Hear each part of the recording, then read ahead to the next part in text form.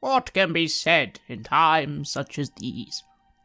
To have witnessed such wonders and horrors, such is the fate of a scholar such as myself. Yet even I am awed at the fact that I was able to witness the heroes of Middenheim, nay, the heroes of the Empire, with my own eyes. Brave Heinrich, wise Marguerite, noble Kruger. It makes sense that the enemy's plan was to try and cast these heroes down in the eyes of the people. True nonsense and falsehood. Such are the tools of Zeech to sow doubt in our deepest faiths, to attempt to cloud the truth in falsehood, to make it seem that Sigmar's power is not absolute, yet on those weak of spirit, these weapons can have an effect. You could almost consider it an enemy within that needs to be defeated. But whatever the future holds, of this time of troubles, I know this. Sigmar will never fall to the arch-enemy, and by having faith in him, the Empire shall always endure eternal.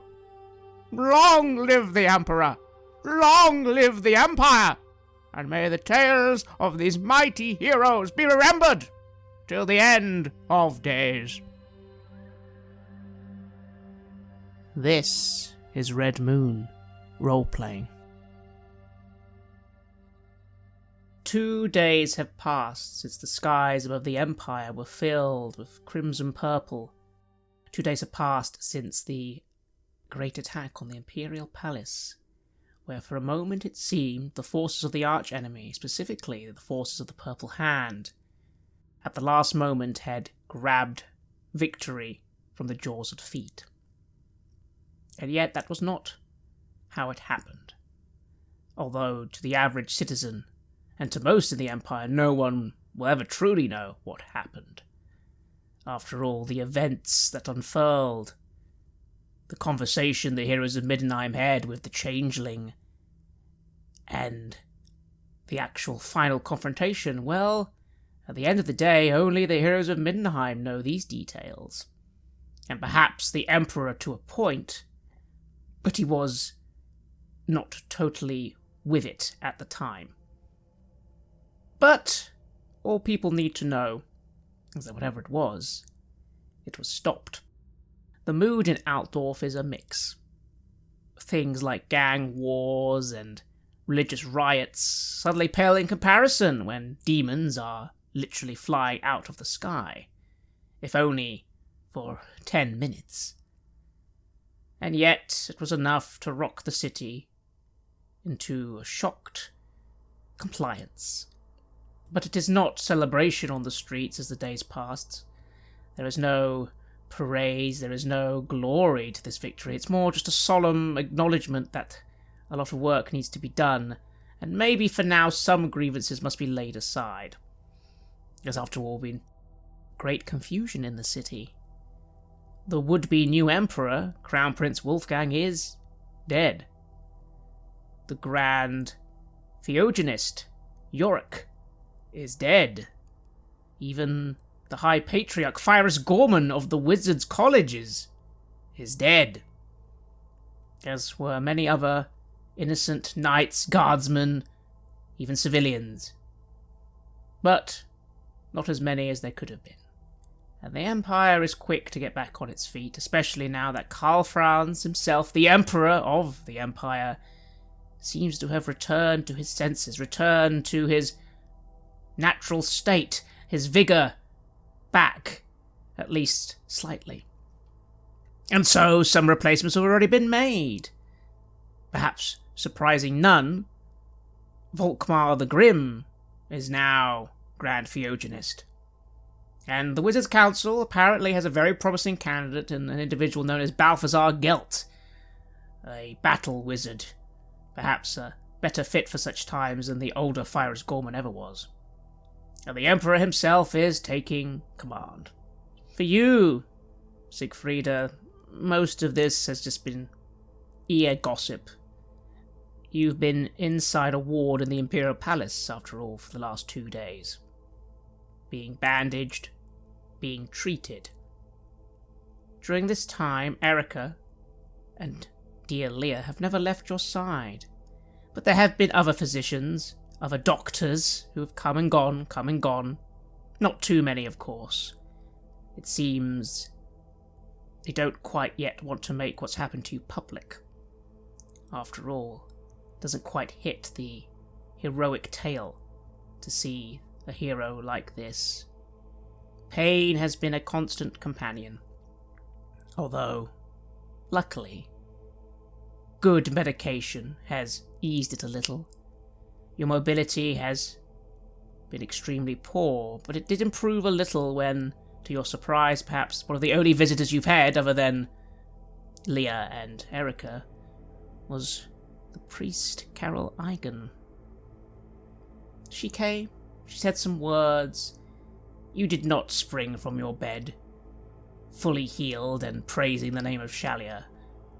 But there was something, and maybe one of your hands, your main hand, does move a little better now, and that's something. Despite all this, despite the pain, despite the treatment, despite knowing, of course, being a doctor yourself, that some of what's happened to you will not ever be cured. Your recovery will be long. Not impossible, but very, very long. But Leah is confident you'll be able to walk with a stick and be able to, well, eventually take care of yourself. But there is one thing, perhaps, Siegfrieda, that is gone. You don't know where it's gone from. Was it a weight on your heart? A shadow on your mind? Was it the fact that you hadn't noticed that every night there were whispers in your ear and you were just ignoring them? Now it's silent. Now, that is gone. Whatever it was, deep down inside you, that corruption, if that's what you want to call it, is gone. How are you feeling as you are tended to, looked after, and sitting in this very nice ward chamber of the Imperial Palace? Oh, a flux of emotion. There's sadness, of course, for everything that's happened to me. It would be difficult to not feel some sorrow and anger. There's embarrassment that it was my overreaching that in a way led to my becoming mutilated like this. It's a humiliation I don't really want to discuss with others. It was a stupid thing to do. Ignorant and foolish, the kind of way that any well-meaning soul who would eventually become a cultist walks down. In many ways, I've been saved before I could be fully thrown into the thrall of chaos. But right now it doesn't feel that much like salvation. Beneath it all there is a tiny spark, minute, of hope, of clarity, of optimism for what may come in the future. I find it impossible to just lay there thinking of nothing, and so I put my mind to plans. What do I want to do once I get out of this hospital? What do I want to do with my talents? Do I want to practice medicine again? Of course I do that. It's not a question, but any book that I find that bears one of those demonic markings will be put to the flame immediately. I feel an urge to get out of the city.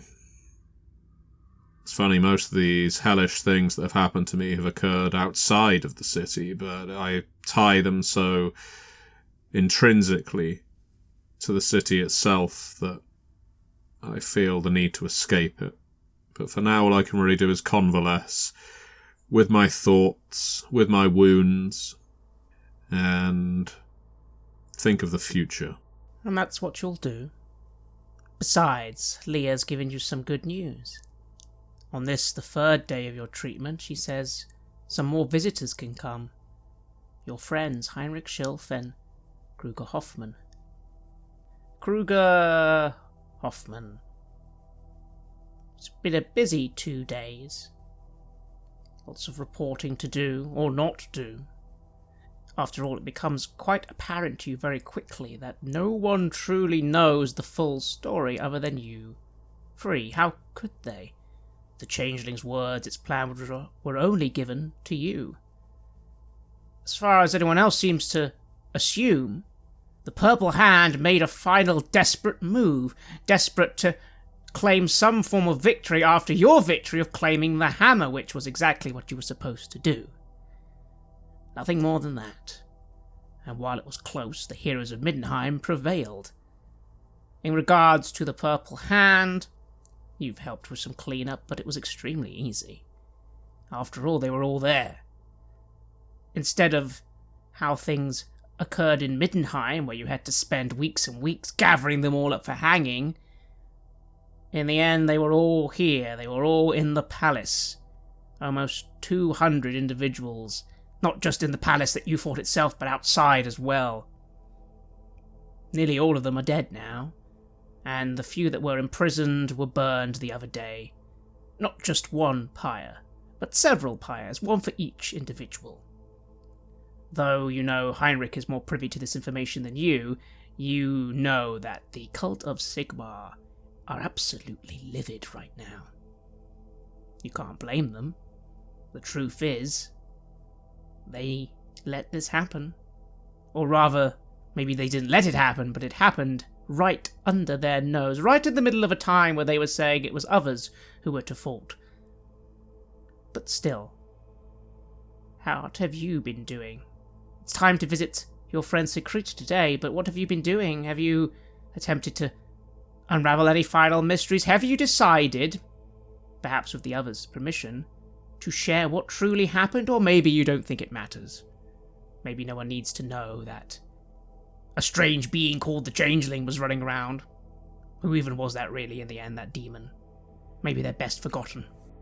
No, but it is important to keep accurate records of what has happened. Like many other things, well, this might turn into something that will be seen as impossible, will be seen as mere stories.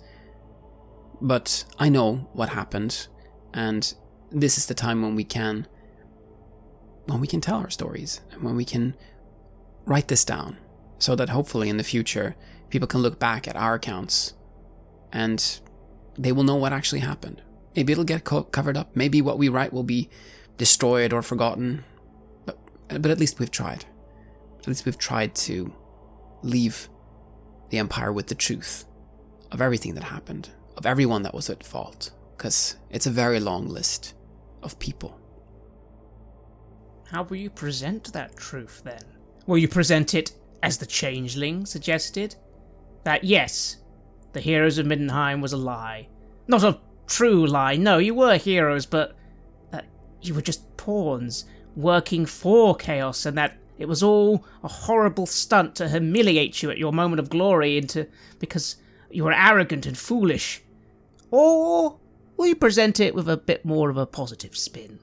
That's what the enemy claimed, but clearly it was all lies. Important to note down, of course, but no, of course you weren't actually being manipulated. Of course it was all just a desperate ploy of cowardly demons. How do you paint the truth? If I'm the one who writes the story, then I will try to state it as objectively as I can. I will try to state it as the Changeling said it. This is what he said. This is what we did. And try to leave my valuations of the events out of it to the extent that I can. It is for other people to interpret it, I think. That way, if we are seen as heroes at the end of it, then that's great. And if we're not, it doesn't really matter. The most important thing is that we stop this before it destroyed everything. Everyone we loved. But we stopped them, and it's over now. Then that is the report you will give, and you know it will not be released to the public. No, the public will be told what they are meant to be told, but you give this information to Lady Manuel Nacht, and she confers with Quintus Fassbinder. You know he will tell you you're wrong. But, well, maybe it doesn't matter. You told the truth, and that's all that matters. Heinrich Schilf. Very busy for you. A lot of burnings. And of course, you know exactly what's going on within the cult of Sigmar right now. They are absolutely livid, furious. They have been shamed. You were able to rebuke these accusations by the Changeling, but it seems, especially with Kruger telling the truth as he does, that not many people agree with you. Many witchfinders, many priests are utterly livid at the very concept that they didn't see this coming under their own nose. Do you disagree with that statement? After all, there is a truth to it, isn't there? This didn't happen in Middenheim. It didn't happen in some random village that was worshipping another god. It happened in the capital of Altdorf. Well, I'll answer that question with a question. If you wanted to topple the Empire of Man, would you target the mayor of a small burg in the middle of the Midland? Of course not. This happened in the capital of the Empire because it is the capital of the Empire, and anyone who suggests otherwise is treading dangerously close to blasphemy against the Emperor. A good answer. A strong one. And certainly one that wins you favour. Volkmar is keen to rectify the mistakes of his predecessor. He tells you, and many others in his quick ordination, no formal ceremony here, he needs to be in power immediately, that while he respected the Grand Theogenist Yuri, he was always too compromising, too willing to let things slide. It is that complacency, that acceptance of things, the idea of modernization that caused so much of this. That, and of course, and that the Black Chamber was highly compromised. No, Volkmar will be dealing with heresy very soon. There is going to be a great purging in the lands of the Reichland. But you also know that despite his anger, he does acknowledge one thing, and this he only acknowledges in your presence. The Oricans will have to be left alone for now. You need to clean up your own house, and unfortunately that means compromising with them. And you hear him, as you leave his office on that day, already beginning to whip himself into flagellation. Not happy that this must be done, but you must give the man one thing. He does, at the end of the day, put the Empire before his own desires first. Most of the time, anyway. The Empire needs more servants of that nature. The only immutable fact about men is that their lust for power will lead them into the arms of the archenemy. That's why the Inquisition exists. That is why witch hunters exist.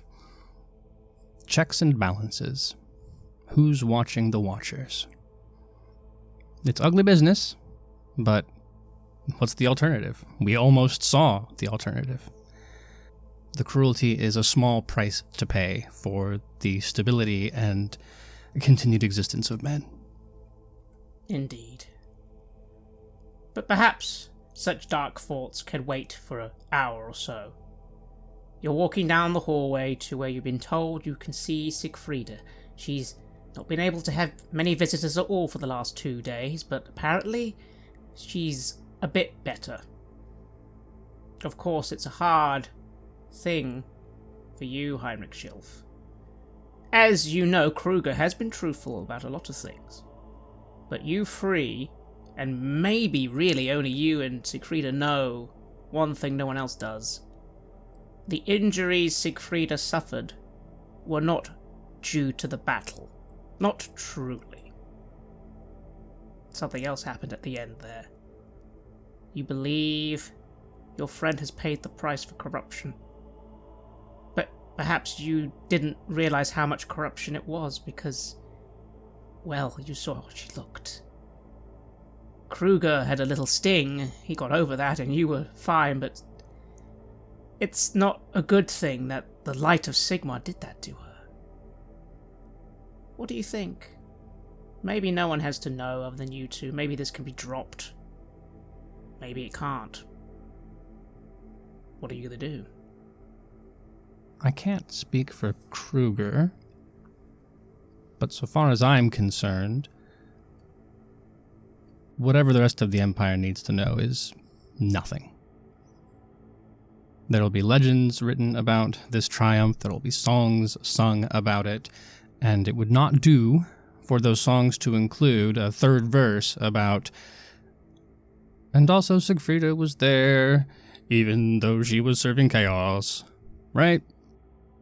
We have to consider the long-term implication of knowledge. That does not mean I, in my personal capacity as her friend, don't have words I would like to share with her. So perhaps that's a confrontation that is best served in private. Wise words. True words. And luckily for you, all quite doable. After all, you maybe made sure that some of those books you found in the Middenheim estate are no longer in existence. So when it comes to evidence, at least, it will only be between you three. Everyone else will buy the official story that the Emperor himself backs up, you allegedly, that the wounds were suffered from demon fire. And no one needs to ask any more questions. For now, the two of you arrive at the door and are let in by apprentice Leah, gives you a nod, and says, "She's quite good this morning. Other than a couple of priests, my lady has had few visitors, sort of what she wished, but I've been told that you're expecting more visitors today, but I'll let you all have some time.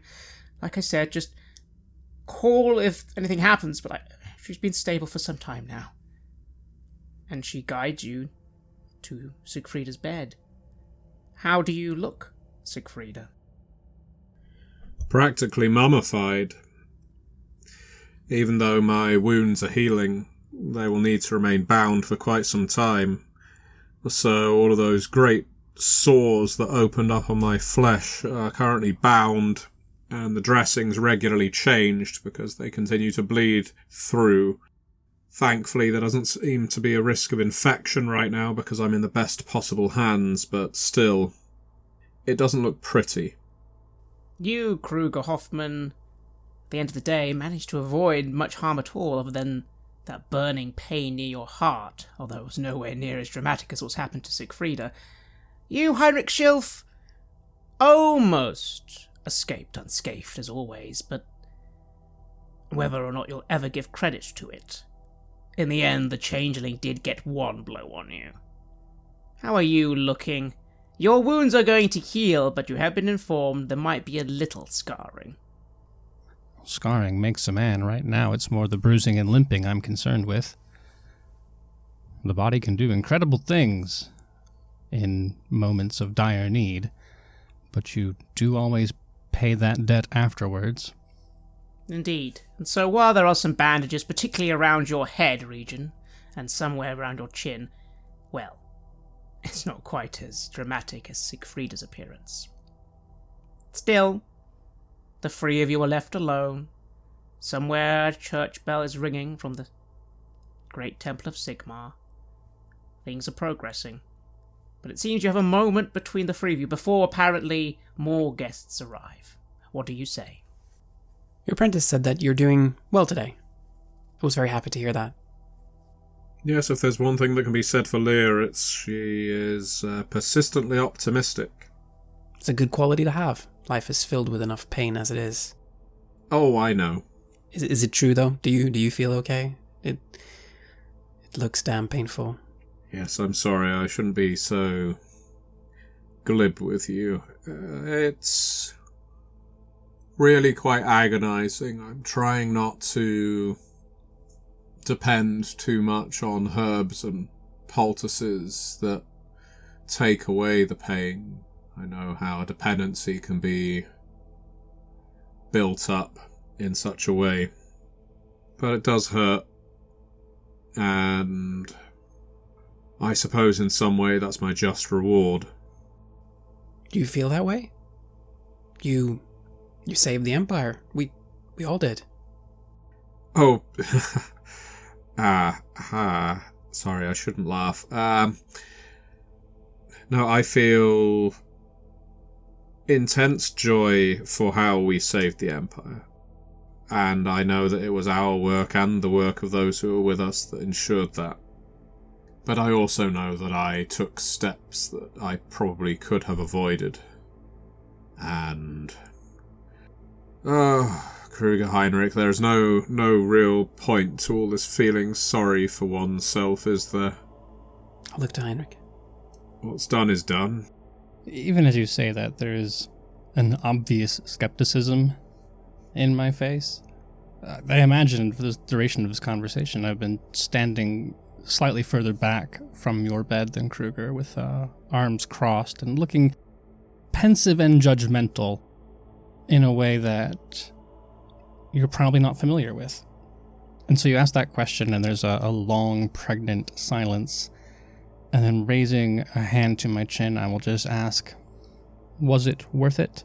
My eyes, thick as they are with a bloody film that still remains there. No matter how often they are drained off, it seems to come back. I hope at some point it will end, but the origin of this malady doesn't seem to be natural, and so I look at you through a film of red.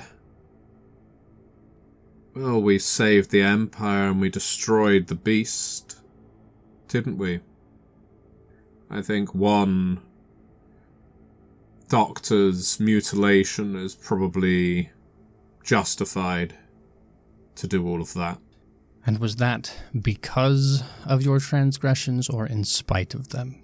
Oh, don't, please, come to me as a friend, not as an inquisitor. I know that I overreached. I know that I read things that I shouldn't. And if you want an excuse, it is because these enemies, these adversaries, just kept rearing their heads over and over again with no end. And I felt that I needed to understand them. I needed to calculate what they were thinking. Do I feel that my knowledge affected things one way or another? That you would need to ask the gods, wouldn't you? I am not exactly in a place to say or to offer judgment on myself. It is because we are friends that this conversation will go no further than this room. And you know that I have always been grateful for what you contribute, both as a traveling companion and also as an enemy of this conspiracy. I can't answer your question right now. There is still much thinking to do. But all that aside, I am grateful you live. And I am grateful we are still here. Thank you, as am I. Yes. I as well. We got through this, somehow. Heinrich is not 100% convinced, but he has at least lost the blunt edge of the hammer, as it were. It's certainly reasonable, Heinrich. After all, perhaps there's one thing, maybe, that makes this hard to fully accept. Maybe it's not that she learned the information in the first place, but that she kept it from you. After all, you were travelling for some time with a renowned scholar known for demonic knowledge. Yes, they have been investigated thoroughly, but they have revealed it to the Empire. Maybe it was the secrecy. Maybe not. Who knows? But for now, the three of you have a few more moments before there's a knocking on the door and people start coming in. First of all, a great deal of Reichsguard, and of course, no one would blame any of you for quickly checking their pauldrons. But you do know, Kruger, that despite appearances, in the end it was only a small amount of the Reichsguard who were corrupted in the end. Apparently a lot of them even just recruited in the last year, and you're pretty sure that the majority of the Emperor's personal guard are still on the side of the Empire. Yes. Well, the corruption went all the way up to, well, not quite the top, but almost. In some ways it did go to the top. Yes, if there's anything I can do to aid the investigations and rooting out whatever might remain of that corruption, if there's someone who made the agreement, who accepted to be a part of the conspiracy but has yet to be revealed, we will find them. Because you never know what other deeds they might think to do, what other forces they might be prepared to work with. The Empire has many enemies. It certainly does. And you can take heart that at least it won't be so difficult initially. Many of them are dead. After all, you slew them yourself. At least one or two. The only problem is, of course, as you've spoken with Lady Nacht, all the information you did have is now extremely unreliable. Did they all flee to other places? You don't know. You do know, though, that apparently, and you've only just been getting this information as of this morning, that a lot of other cults have been discovered. After all, there were other portals. There were other rituals. It seems in order to do them, the hand did have to reveal themselves, and so you are actually getting quite a few reports that all over the Empire, many more arrests and executions are taking place at this very moment. This is good. They must be stopped. We can't have a repetition of what happened here. I fear that we will. At least we can push it as far away from my lifetime as possible. That would be good. And with that, in marches First Lady Emmanuel Nacht, looking very tired and sporting a bandage around her left eye. It does seem as if she was harmed during some of that conflict. Looking far better, though stroking his head a little, Quintus Fassbinder, the scholar. She comes over first. Well, you three are good. Good to see you, Lady Witenstein, looking much better. I just came to say hello and, well, of course, to get you all ready. His Grand Imperial Majesty the Emperor will be attending shortly. But believe it or not, this is actually supposed to be a closed council. We don't need to talk too much about, she looks at you, Kruger, some of the things that were said. And to be fair, I still disagree with you that it truly mattered. What mattered is that we did it. We won. Even though I am utterly just... She pauses. I can't believe it was her the whole time. I just can't believe it. Years. It was the one I trusted most. For my part, I only asked your forgiveness in my own blindness. Many were deceived. We were as well. The enemy was... well, they knew what they were doing. But somehow, in the end, we still came out on top. We'll have to remain thankful to Sigmar for that. I suppose. Still, it's... When the Purple Hand murdered my father, Yana was the one who recruited me. And yet she was responsible for it. I just don't know if I'll ever be able to. So much could have maybe been stopped if I'd just seen it. Well, next time you will. I hope so. It's not good at the Black Isle at the moment. You can imagine Lipmund is furious, especially knowing that I can't hide from him that I was building a case against him. He was the most suspicious. But believe it or not, I do believe he's just not a very nice man and not actually in league with the archenemy. Suffice to say, every single agent, contact, and associate of Lady Zutamine is... You probably don't need to know what's happening to them. No, perhaps that is best. This is a good time to get all the secrets that should be released now. The ones that should be kept. But in all this chaos, we can perhaps make the slate clean as we possibly can, and then we can build from a foundation that isn't just lies. That would be good, wouldn't it? Well, while I might be getting a promotion, I'm not sure how much effort I'll be able to put into that, but as always, you three are ever optimistic. And she does smile a little. including at you, Heinrich and Siegfrieda. Suffice to say, though you're going to be told it again many, many times, the Emperor, the Empire, well, we are all in your debt, and especially I, and the Black Chamber will not forget it. Any debts or favours, she looks at you, in particular Siegfrieda, are done. So don't worry. We'll be hounding you, even if all three of you will be very useful for future problems. I appreciate the faith. We will try not to disappoint you. She nods. Quintus Fastbinder clears his throat.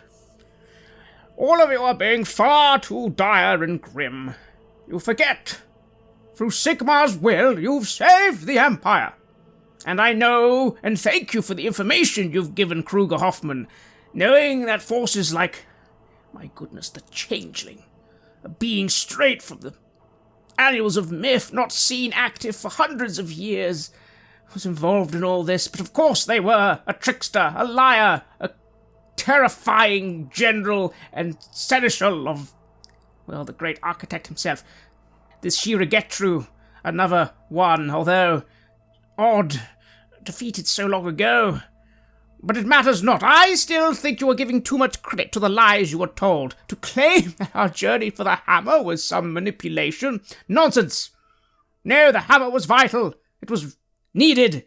And whether or not it was there as a seal mattered not in the end.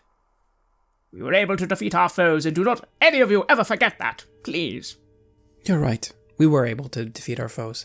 And even if the enemy had a plan that they were trying to put together, perhaps there was a greater plan that we were serving. Sigmar's plan. Exactly. And how could you have known? Shiragetru's name has not been spoken of in millennia.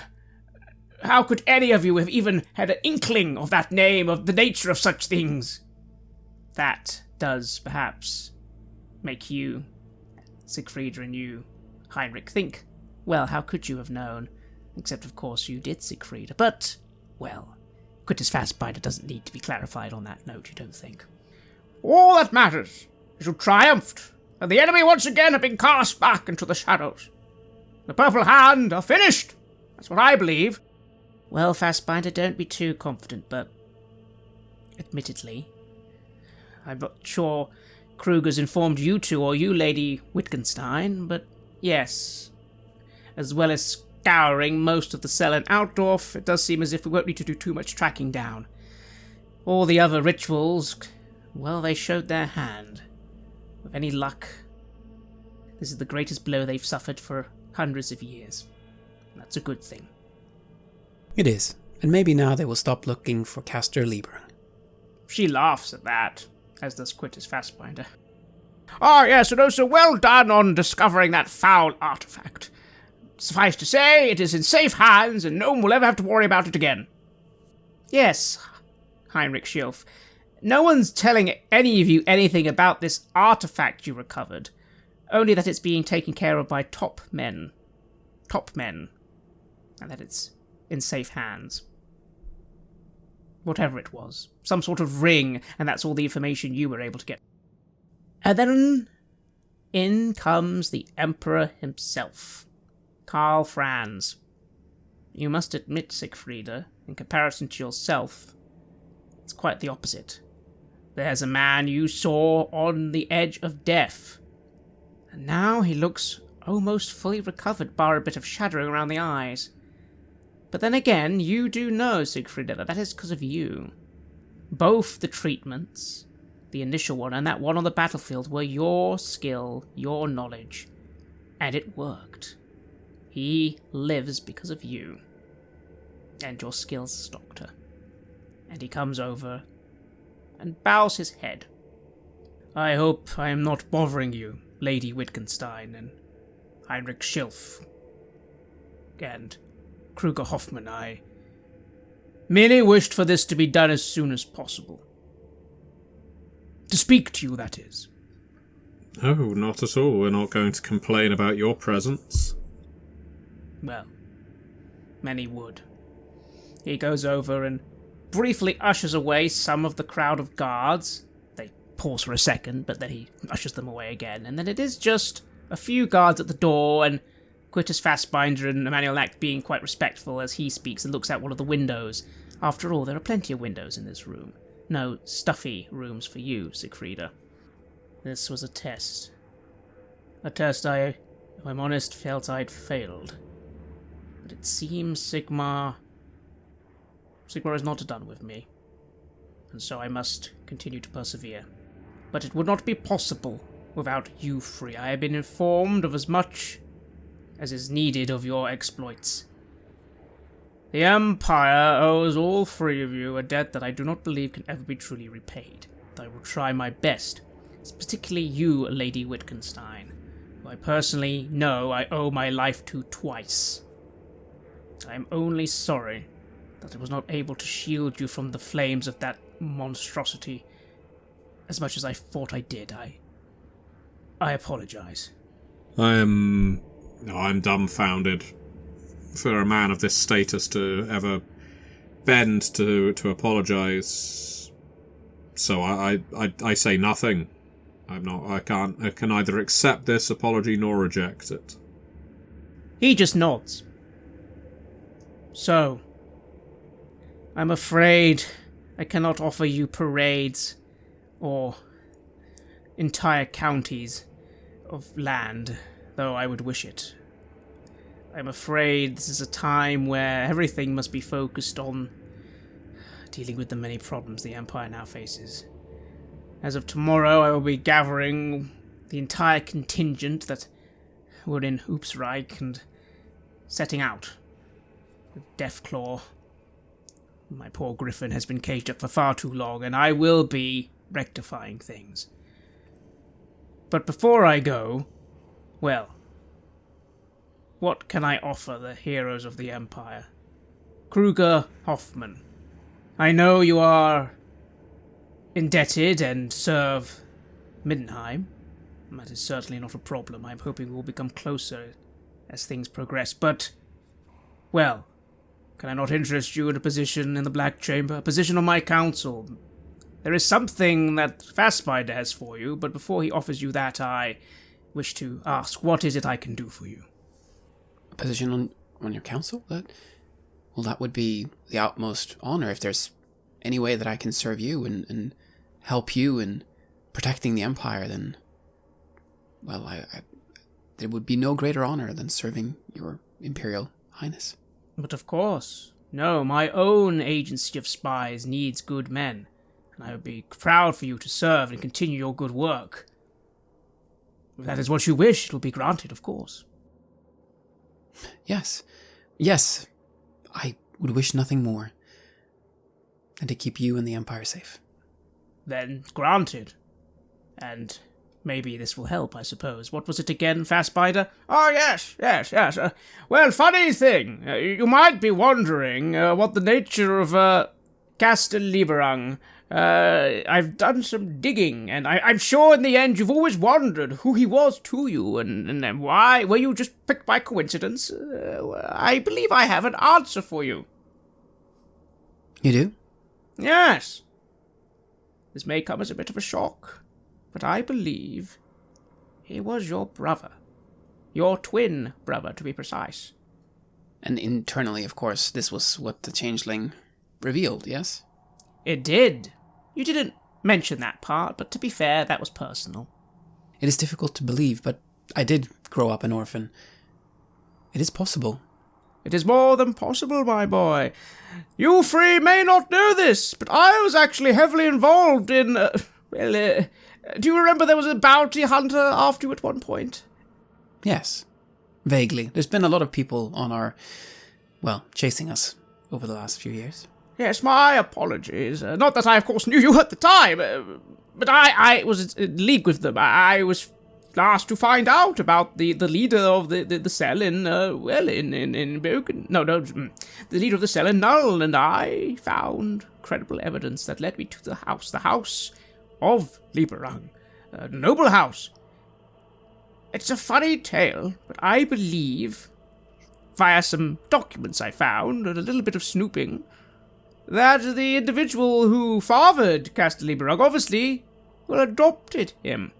But it seems in the paperwork only one child was taken on.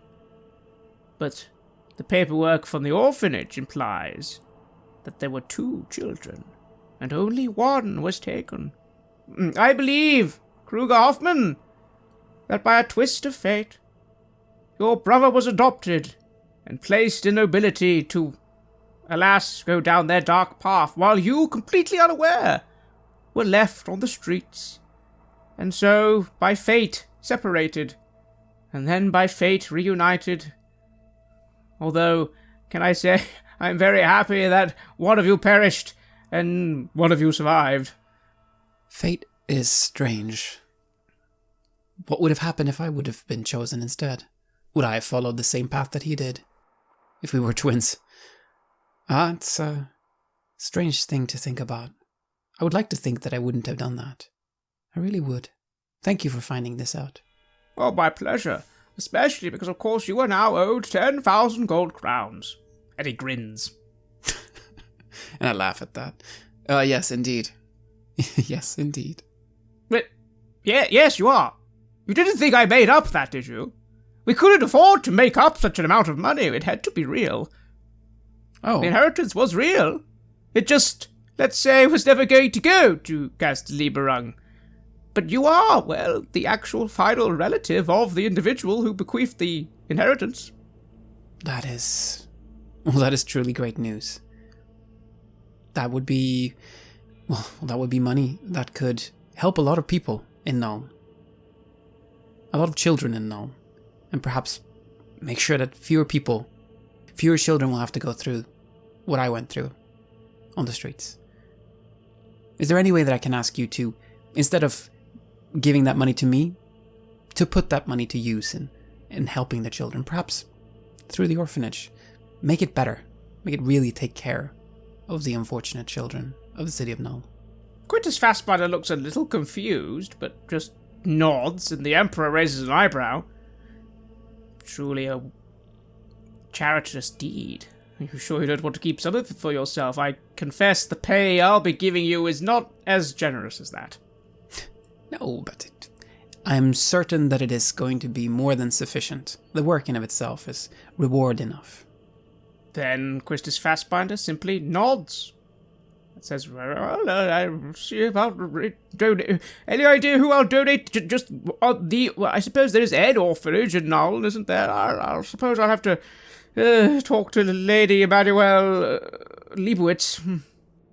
Yes, she seemed to know her city well. I think she's honourable.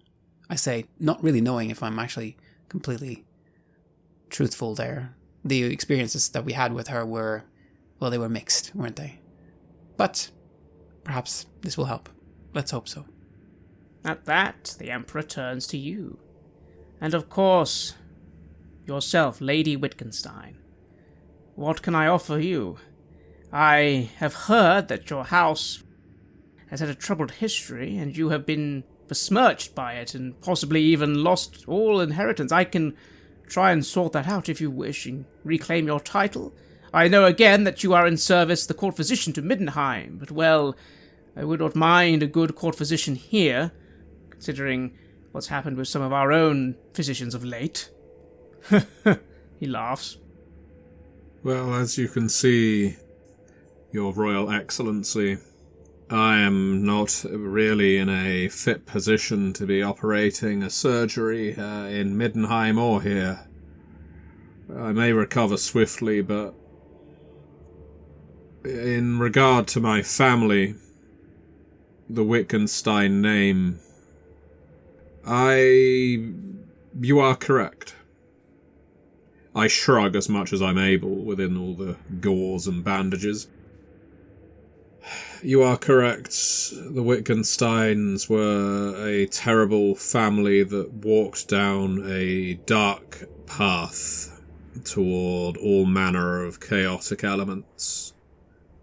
It is my wish that the family name be utterly struck from nobility.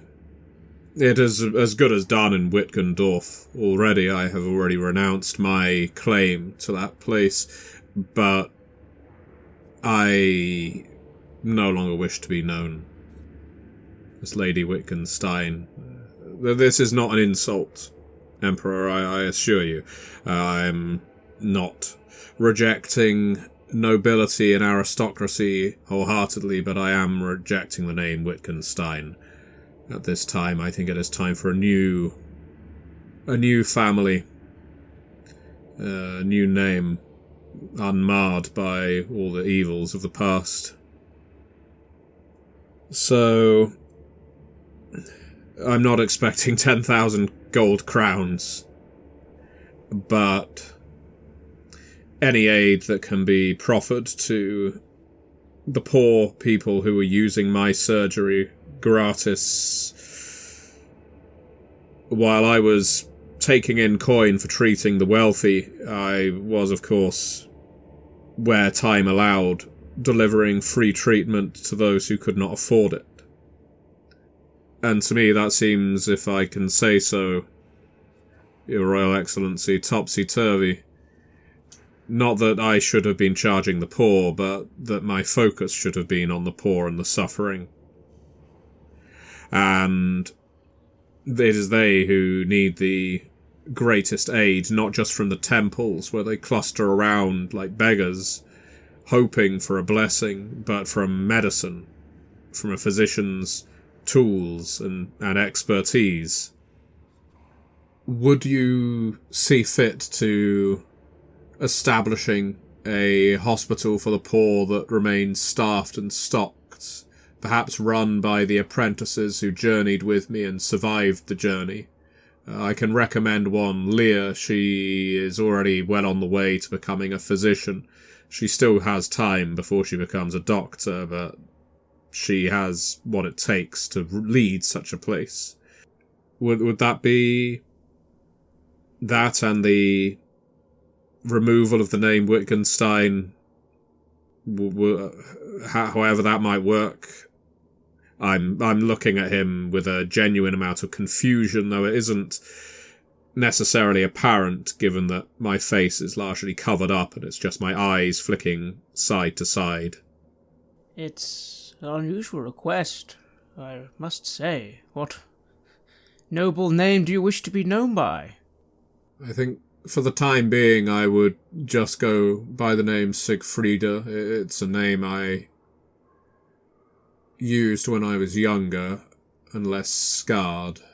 I suppose I was scarred in different ways, but before all of this, and I will go without a name until I find someone, if I find someone, whose name maybe I will take through bonds of love or marriage or whatever. That I trail off. Well, I shall do my best, my lady. Strange request. Very well, I suppose.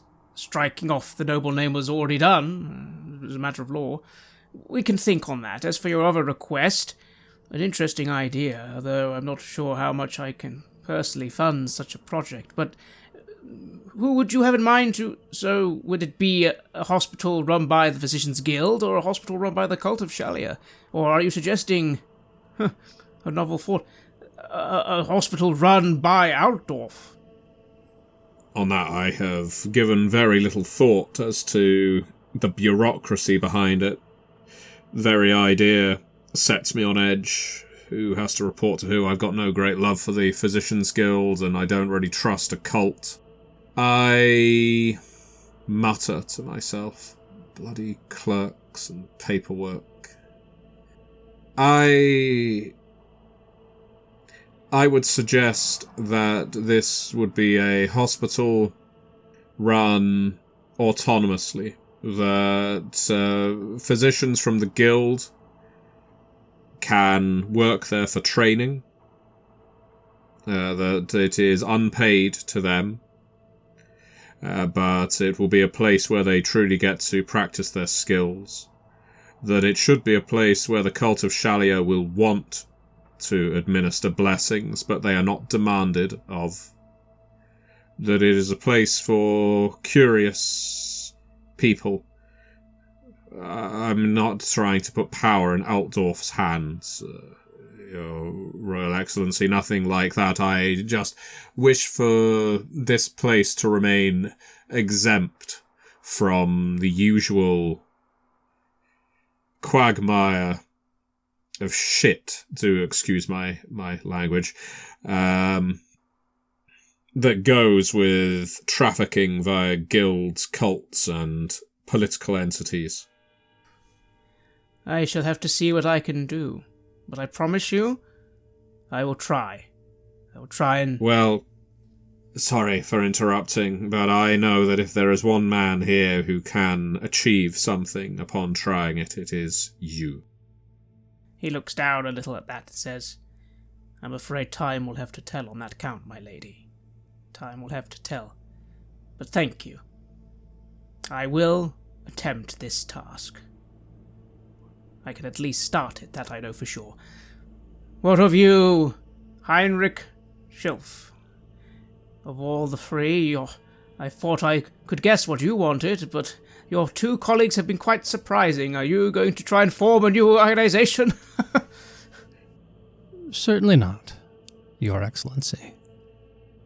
I've already sworn my blade to you. I have no plans to change that promise now. I might ask, though, it's become apparent, and I will glance across the room to Siegfrieda, that we cannot keep our heads entirely in the sand with regard to the plans of the archenemy and his minions. I would ask for a dispensation of sorts. Allow me to continue to serve in your Inquisition, to hunt those who mean your empire harm, with the discretion to bring into my service certain knowledgeable persons, such that we might properly excise a crafty foe. I see no harm in this, Heinrich Schilf, although witch hunters already do so. Are you suggesting something be done differently? And Quintus Fastbinder comes forward and says, perhaps he's implying more individuals like myself could be acceptable.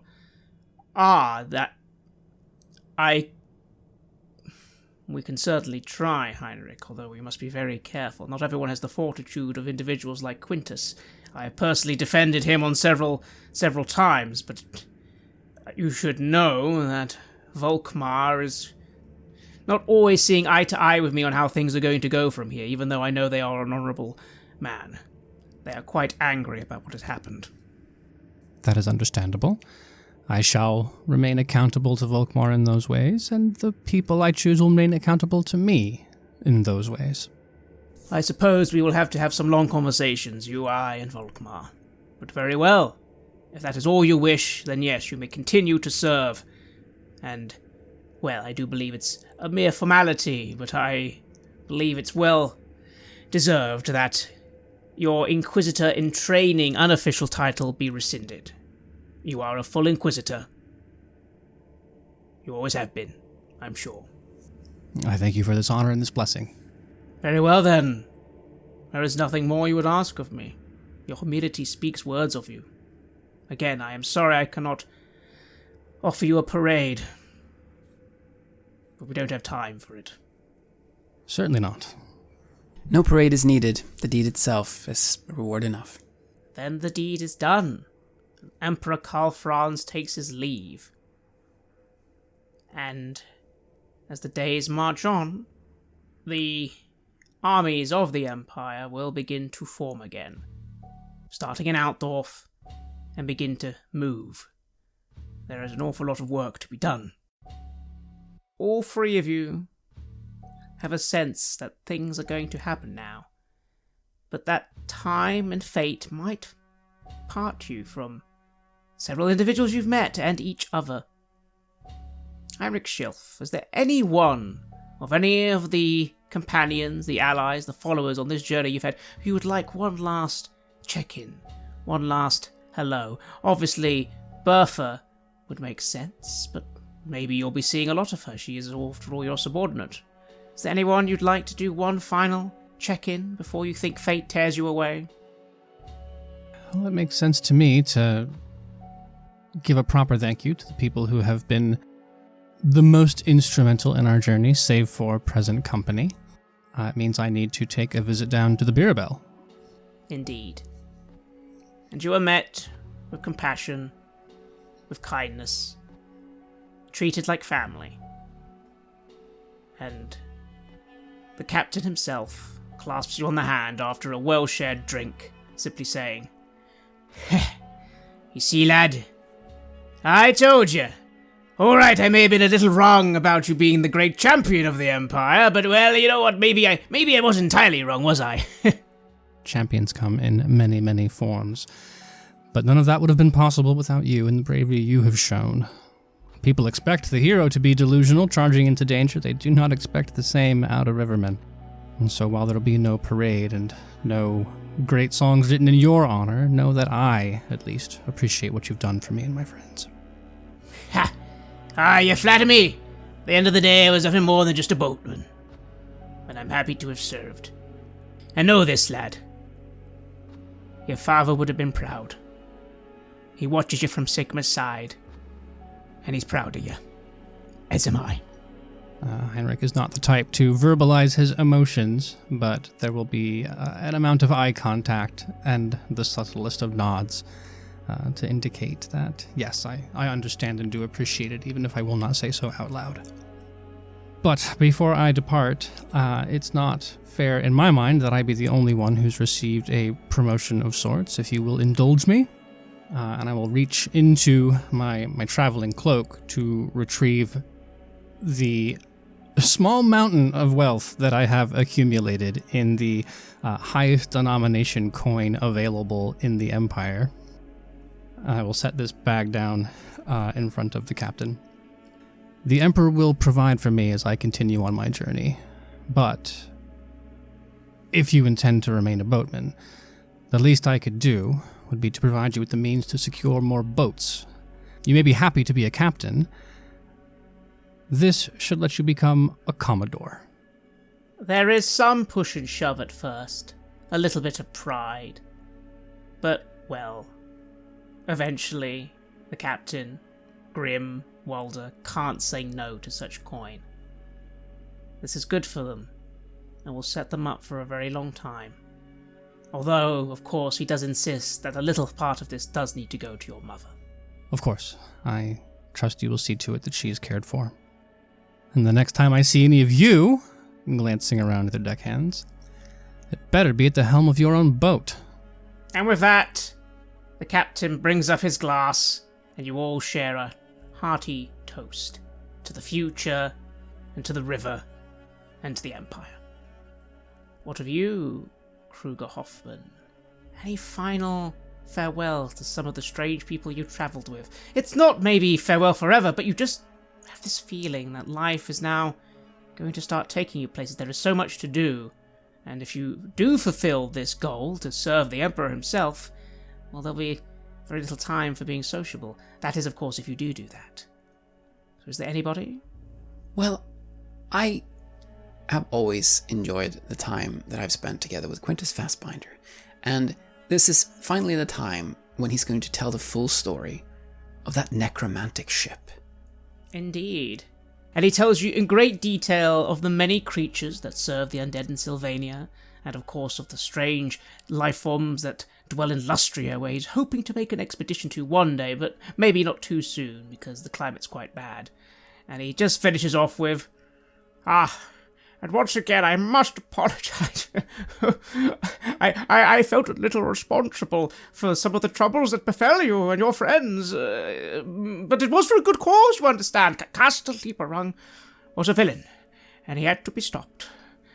How strange that, according to your story, he was stopped by mere brigands. Fascinating. Absolutely fascinating. But maybe sometimes that is the way of these things, isn't it? Fate moves in mysterious ways.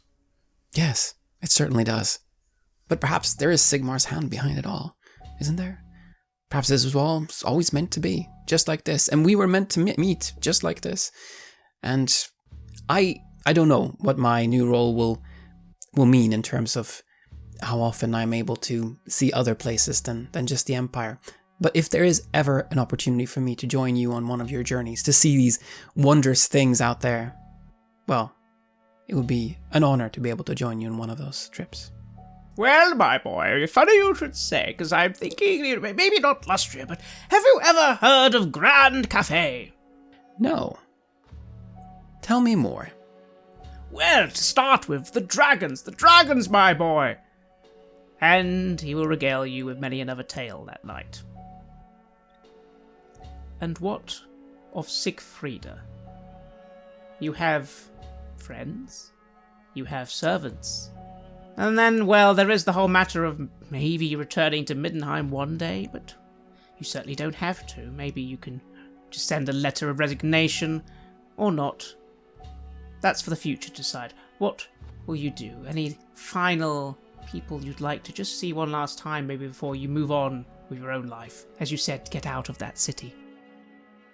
Once I'm out of the hospital and able to move under my own momentum, I have a big decision to make.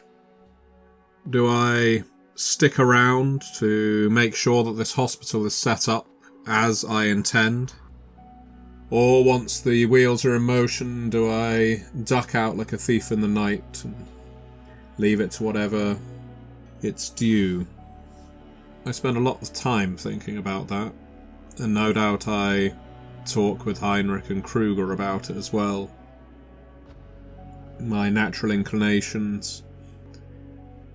My natural inclination is to run away, as I think it has been for all the years since I first got out of the surgery that made me. It feels like a refreshing breeze on my skin, the idea of putting this city behind me, the people that I've met, the troubles that I've caused, even the good things that I've done, even the friends that I have, leaving them in my wake, because then it means I don't have to worry and I don't have to feel personally responsible when things go wrong. But I think as I'm readying to go, without that letter of resignation, without even telling anyone that this is the day I intend to leave, I suspect that that's the point where I realise that I need to stick around. That all this running is going to be all my life is. Things will always get bad, they will always get stressful, and terrible things will happen to every single person in their life at some point or other. And running away from them isn't a way of handling them or overcoming them. So without any ceremony, without suddenly walking into our favourite tavern and announcing it, I decide I'm going to stay. I will keep the name Siegfrieda. I'm not going by Lady Witenstein anymore. I have no interest in going to aristocratic balls and rubbing shoulders with the high and mighty. Those who know of my skill will call on me, and I don't need the pretense anymore of wealth and influence to get what I want. I will operate as a physician if I will no longer be accepted as a doctor. I will work in the hospital that I intended to set up. I will even let Leah handle all the God's damned administration so that I don't have to. And with that, maybe I will grow a little and become a better person. Only time will tell. And so begins the start of the ending of the turmoil of 2512. It is perhaps no surprise, especially to the likes of Siegfrieda, that while the sentiment is good, magical hammers and gods do not suddenly solve everyone's problems. It takes time for the turmoil to boil down. Years. Though the Emperor has a firm hand, once again, the Empire was still in a great state. Despite everything that could be said of the Purple Hand and the plans of the Changeling, there was some merit to the words of the demons. Some of the problems had nothing to do with them. They were simply problems due to greed, corruption, and human frailty. But some things will be solved eventually.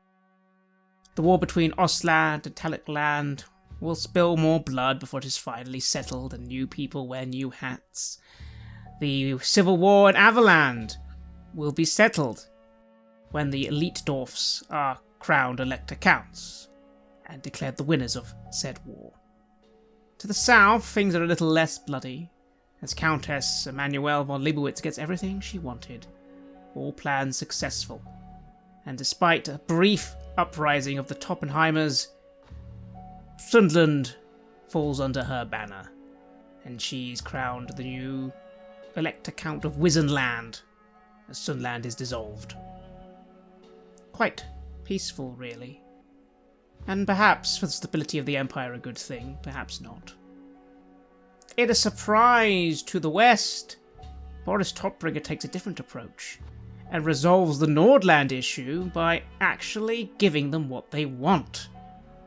Nordland is declared independent, not, of course, from the Empire, but from Middenheim. And a Lord Gasser, an individual some rumoured to have actually been behind the uprising in the first place, is given his title as Elector Count. In compensation, though, it does seem as if Middenland and Middenheim are united more than ever, and so a title that was once spread over two is now spread over one, and Boris Topbringer is now Grand Elector of Middenland, not just Middenheim.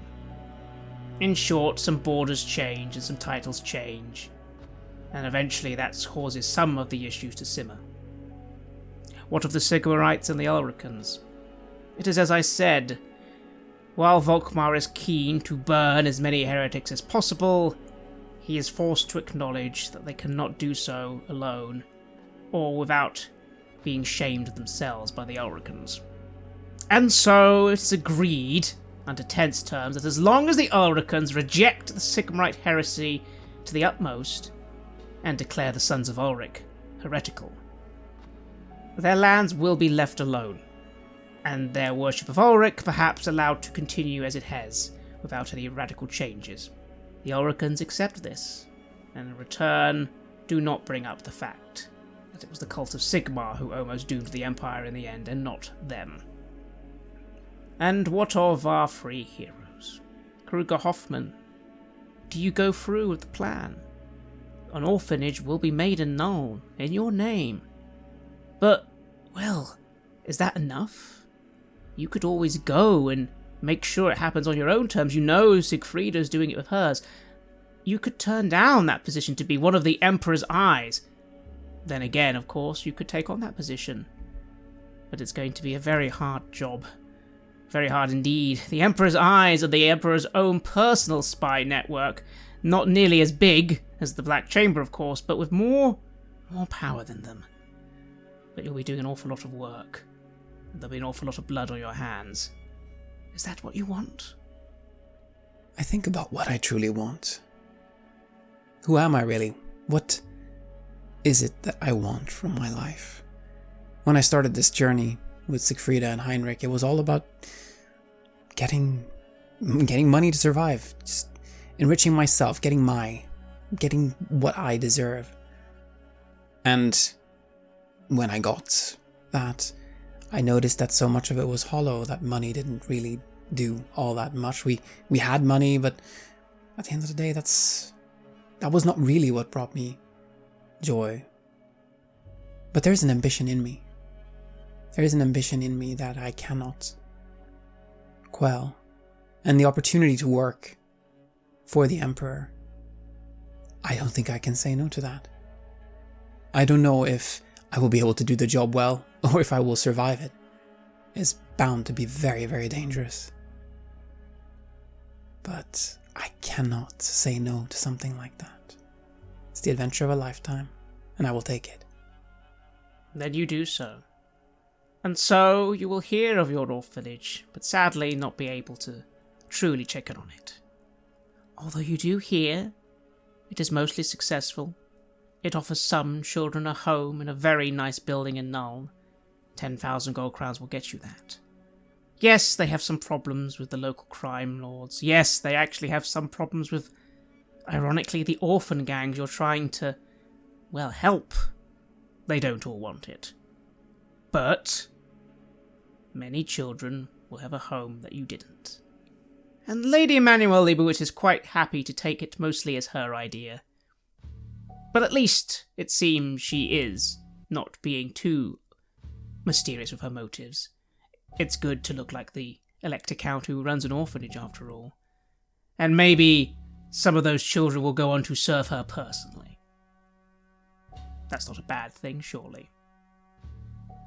What do you think of your efforts as the years go on? I grow tired. I grow hardened. The death, it just continues. I never really get used to that. Never really get used to ordering people to their deaths for crimes that they've committed. No, and it is a lot. As the Emperor's eyes, you are at the heart of conspiracy, the heart of deception. Perhaps not always chaos. You think that's more your dear Inquisitor's friend's main goal. You need to deal a lot more with the mundane crime, or the crime from other countries. Spy networks in Bretonia, in Tilia, in Nagaroth, in Ulafan. Yes, the elves. Who would believe it? Even they spy on you from time to time. Yes, they do. The Empire has an infinite number of enemies, and I have to deal with a lot of them. One enemy in particular is perhaps a final choice. The Skaven threat. Certainly important, but considered by many in your profession to be one of the lesser threats. There are more immediate ones. And you know where that path lies. Will you try your best to, as much as possible, get people to focus on Skaven above all other threats? Or will you let it drop? Not, of course, entirely, that would be foolish, but maybe drop the obsession. If not, for your own sake. I saw where the obsession took me earlier. It almost killed me. It killed a lot of good people. The Skaven are a threat, no doubt. But all things in good measure. Deal with what's truly the biggest threat today. We'll get to the Skaven when their plans, well, are set in motion. We will stop them. Then you will see much. But in that regard, your contacts will dry up, and the Skaven will vanish, once again, only revealing themselves to you occasionally. But at the same time, maybe you don't feel as if you're being watched at all times, not anymore, as you battle many forces. And your legend dies down. Unfortunately, being one of the Emperor's personal secret spies doesn't really gel very well with being a hero of Middenheim, or a hero of the Empire. And so the name Kruger Hoffman will die down from the public eye, even though behind the scenes you are still doing your very best. Lady Sigfrida, or just Sigfrida. In the end, do you commit to what you said? Your hospital will be set up. It is highly difficult. The bureaucracy threatens to swallow you in those first few months, but the Emperor does make sure that at the end of the day his say goes, and you have your building, and you have your finances, and you have hundreds of patients coming into your new hospital, dozens of apprentices, and eventually an acceptance by all the guilds, and the cult of Shalier, who luckily are quite supportive. But it's still very hard work. Will you stick to it? Or will you decide one day to leave in the night? I think I'll roll to find out. Please do. Let's roll on endurance. Sounds good. Well, I am not going to deny the provenance of a critical success. As I see the people passing in and out of the hospital, as I treat all manner of injuries, ailments, conditions, some new, some old, I start writing books. I start chronicling everything I'm discovering. I start developing an interest in botany and how medicines are sometimes a better treatment than the scalpel. And I return to my old inquisitive self. Not old and scared, but old and curious. And yes, I decide that I will stay. Oh, I'll leave most of the admin to Leia, but I will stay in the hospital treating patients. They keep me busy, and it's the best kind of busy for someone like me. And who knows, maybe one day a stunning elf that I remember in an archery contest one day, whose name I've forgotten and never wrote down, who I have no way of recording or recalling. Maybe one day the gods will see fit to have him pass through or by. But if not, at least I have that fond memory. It is a fond one. And it helps you sometimes with that dull pain that sadly never quite goes away. But with a good crutch, you are still able to walk, sometimes quite fast. And Erica and Leah are always close by. As you stick it out, yes, it is hard. The politics of Outdorf are always hard, even though it does seem as if a certain miasma has been lifted from the city. People no longer seem to get the headaches they were getting, and you have to admit sometimes when you look out, you can't even see that miasma you were so sure was everywhere when you visited years ago. It's gone now, although maybe replaced by a more common miasma. The shit and the sewage never quite go away. And though you have critics, they are mostly silenced. The legend of Lady Witenstein is a bit of a confusing one for some. A lot of people never truly understand why she suddenly seemed to vanish, or rumours say take on a different name and become a strange, masked woman hanging around a hospital. It doesn't really capture people's spirits for the most part. And so, much like Kruger Hoffman, Lady Witenstein's name kind of shimmers away. But what does that matter? For Dr. Siegfrieda's name has merit as the one who runs this Outdorf hospital.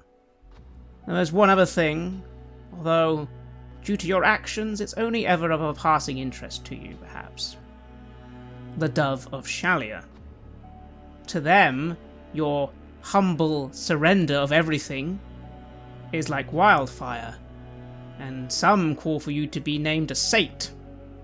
But then, due to your actions, no one's quite sure who to name a saint, and maybe a certain priest of Shalia respects your want for privacy. This does not completely curb the revolution that you almost could have started. And in some parts of the Empire, there are some unpleasant rumours that you have to deal with, Heinrich Schilf, of some individuals causing unrest and rebellion in the name of the Dove. Down with the nobility, free healthcare and medicine for all. But they are brought to heel. They fizzle out. And at the end of the day, it was nothing to do with you, Siegfrieda. Do you think anything when you hear, as the years pass, some of the rumours, that in some parts of the world, could you have maybe caused a revolution if you'd wanted? If you'd wanted. The thought crosses my mind many times, especially when work is frustrating and when the gears grind a little too slowly. Sometimes I just wish things could speed up, be forced to change, but I'm very quick to temper those thoughts. I've seen the outcome of revolutions, both big and small, and there are always bodies left in their wake, some deserving, most not. And as for whether any of these priests of Shalia, if they ever find me, and I'm sure that some of them know that Lady Wittgenstein became Siegfrieda, and some may have even traced that Siegfrieda became Lady Wittgenstein, their devotion to me serves at least one valuable purpose. They're unlikely to betray me. They're unlikely to betray who I really am. And as for my sainthood, they can wait until I'm dead, like all good saints. Indeed they can. And to be fair, the only other people who ever seek you out, well, are just one family. The Todbringers. Clearly disappointed at your choice not to return to them, but grateful. Particularly a letter by Baron Stefan suggests that he will miss you quite dearly, for he feels he owes you his life. But they respect your desire to not return to them, even though you'll always be honoured in their household. Heinrich Schilf, Inquisitor Heinrich Schilf. Your path, perhaps, compared to the other two, is a lot more direct, a lot more active. You know that Kruger still serves, but the Emperor's eyes are a very secretive and small bunch. They have to be. You've seen firsthand what can sometimes happen to large intelligence agencies. And, well, Siegfrieda just sort of fades into, not obscurity, but just unrenown, because her hospital is a hospital, and that's all that matters. And though it has its problems, it does try and thrive in Altdorf. You are in service to the Inquisition, and you are put to work. You learn quite a lot. Maybe over time, despite being called ignorant, eventually even you learn things. You learn how amusing, in a way, the Purple Hand truly were, as they fall, as they break, robbed of any purpose. Well, it's easy. And perhaps that's not surprising, because they have nothing. You stopped their great change, and now they don't have any goal at all, other than to be easily hunted down. You don't catch all of them, but you certainly catch enough. Instead, you learn of the true myriad of cults, the true myriad the forces of chaos have. When it comes to Khorne, there are no conspiracies, no secret betrayals, no clever ploys. There the corpses are flayed. There the symbols of the enemy proudly burned into their flesh. And when you take them down, it is via sword. And they hurt you, and you hurt them. When it comes to Nurgle, there is no deceit, no laughter. There is joy, jubilation. They truly believe what they are doing is for the good of everyone. They truly believe their hideous diseases are gifts.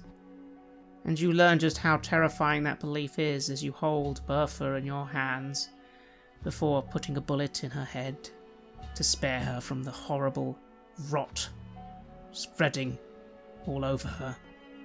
And perhaps finally you learn that even individuals such as yourself can fall, not to trickery, not to greed, not to corruption, but to baser desires.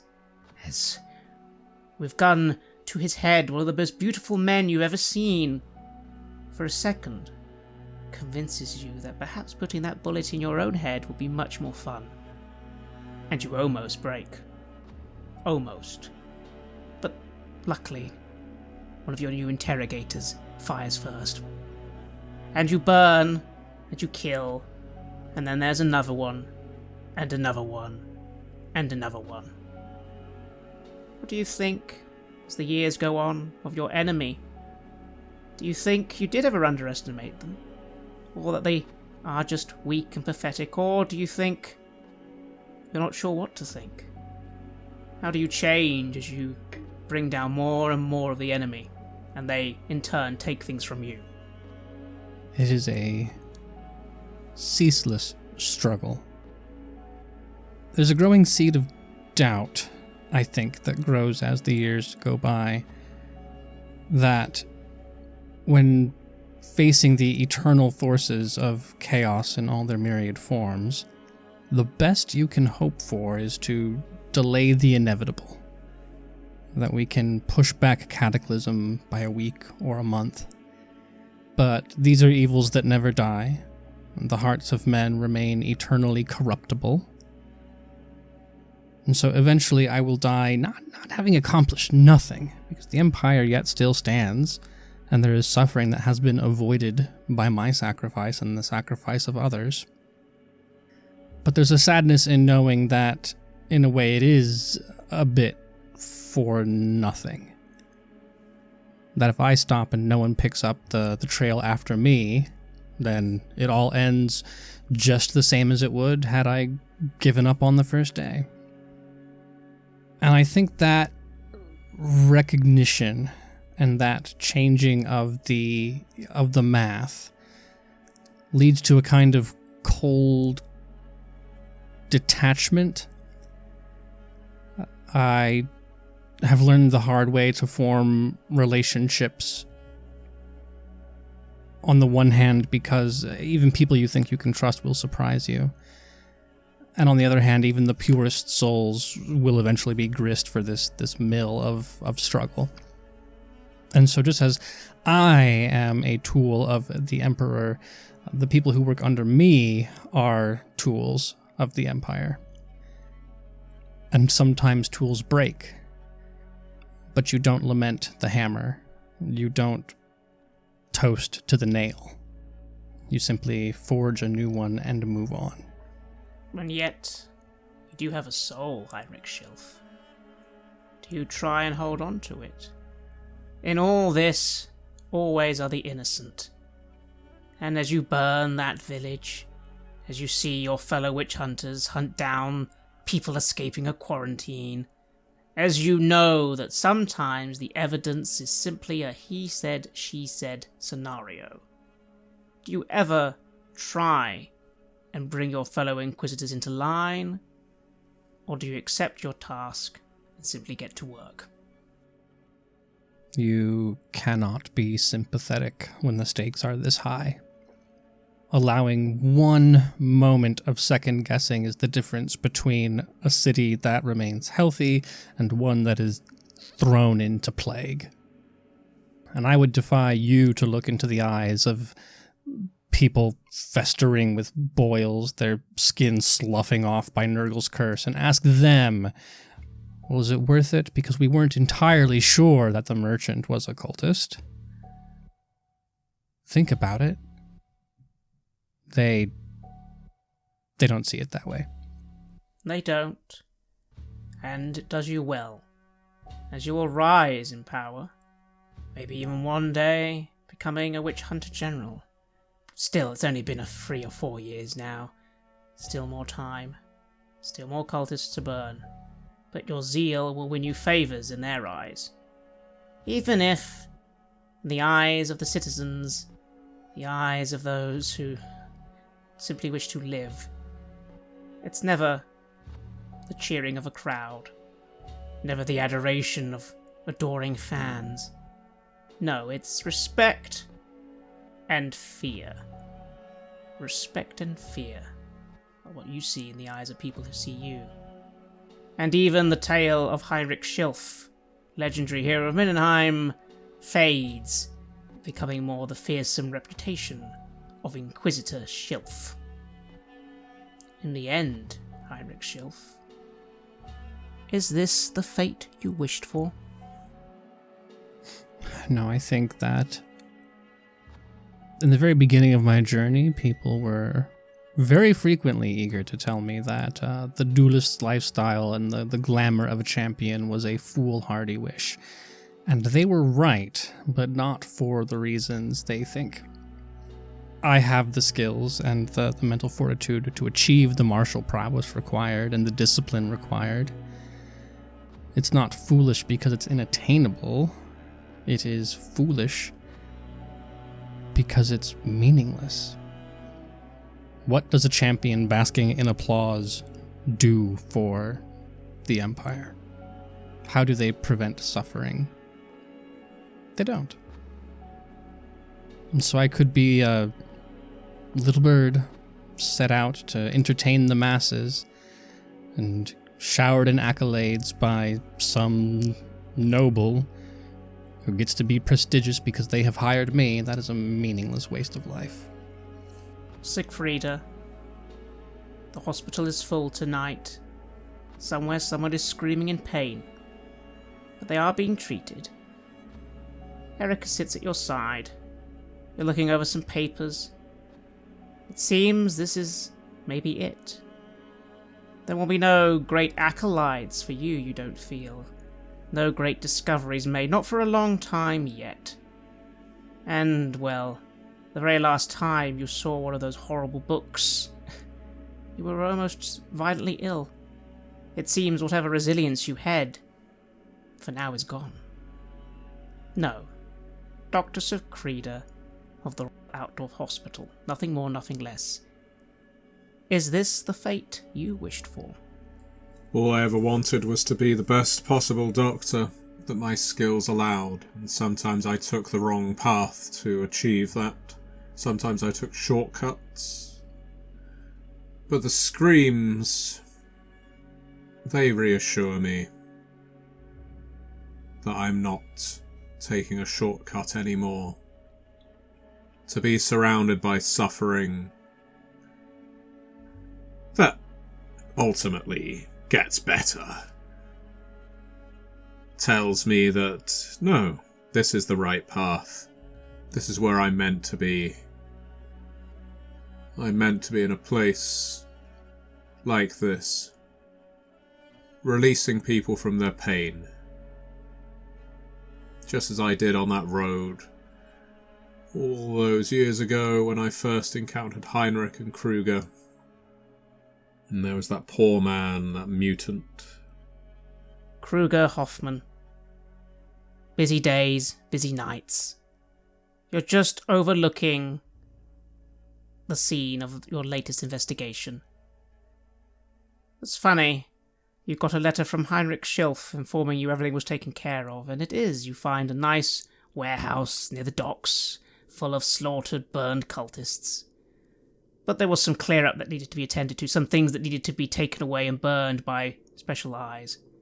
In particular, a strange mirror you find yourself looking at as you're alone in this warehouse, surrounded by corpses. You wonder what Siegfried would think of all this. But again, it's been difficult to see her. She is so very busy, and you're not even in Altdorf much these days.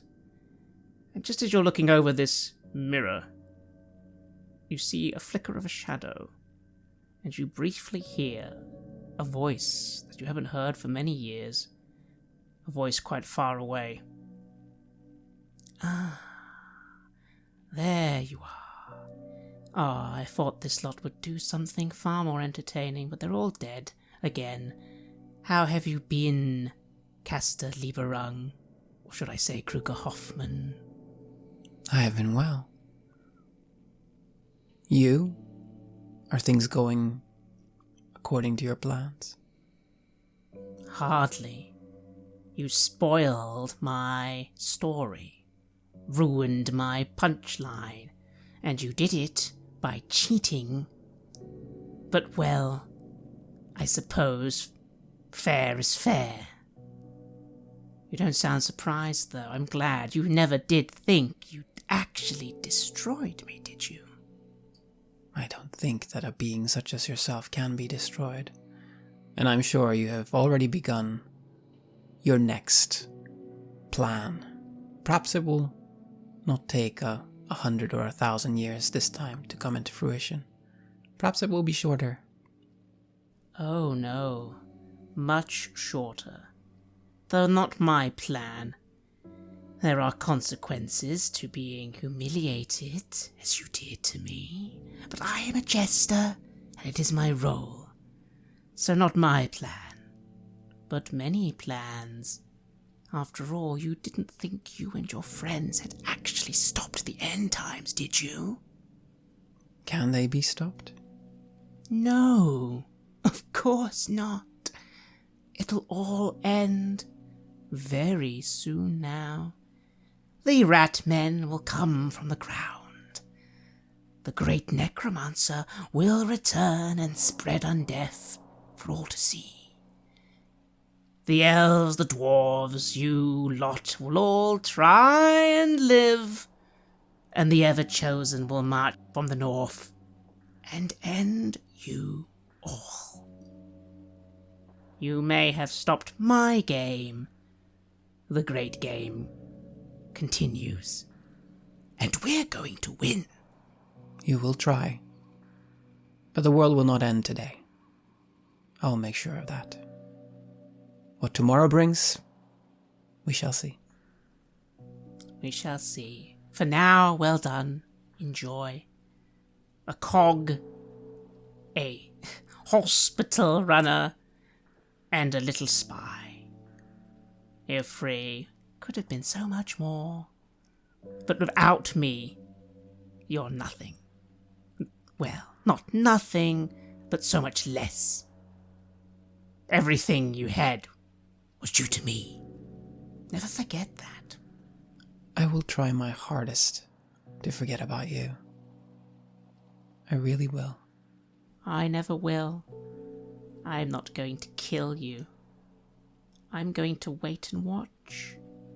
Because when the twin-tailed comet flies through the sky, and all three of you see what's coming, I want to be there to watch you as you fall into the abyss. Until then, safe travels. And always remember this.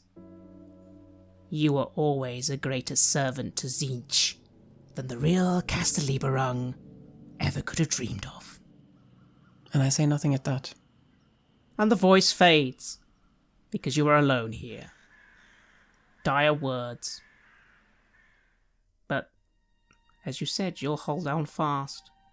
In the end, Kruger Hoffman, is this the fate you wished for? I'm serving the Empire, serving the Emperor directly. I am useful. I'm protecting people. I'm preventing suffering. I'm not a thief, running with gangs on the streets of Nuln. This is a better life. It is not an easy life, but it is a better life. And so, perhaps the tale of the heroes of Middenheim, the heroes of the Empire, would be sung in song, or misremembered, or forgotten.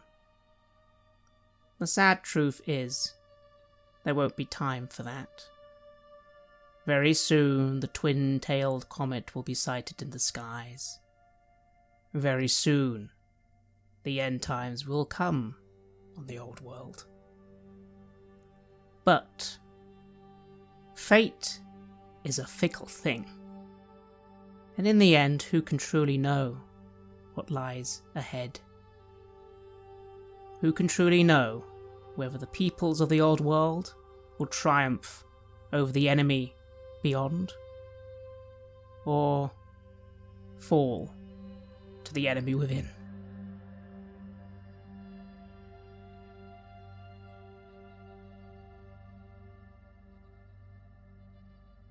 You have listened to an episode of Red Moon Roleplaying, where we play the legendary campaign The Enemy Within for Warhammer Fantasy Roleplay 4th Edition, published by Cubicle 7.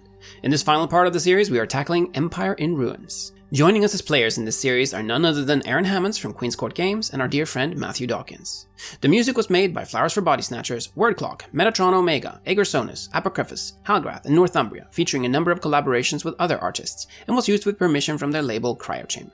Check out their website at cryochamber.bandcamp.com or their YouTube channel for some moody dark ambient. We would like to give massive thanks to our champions of the Red Moon: Martin Heuschober, Simon Cooper, Julia, Camilla, Bob Lange, Cameron, Graham Barey, Dick Thomson, Lily, Maciej, Black Templar, Dennis Sadecki, and Leonhardt for their generous support. We would of course also like to thank all of our other patrons. Without your support, the show would not be possible.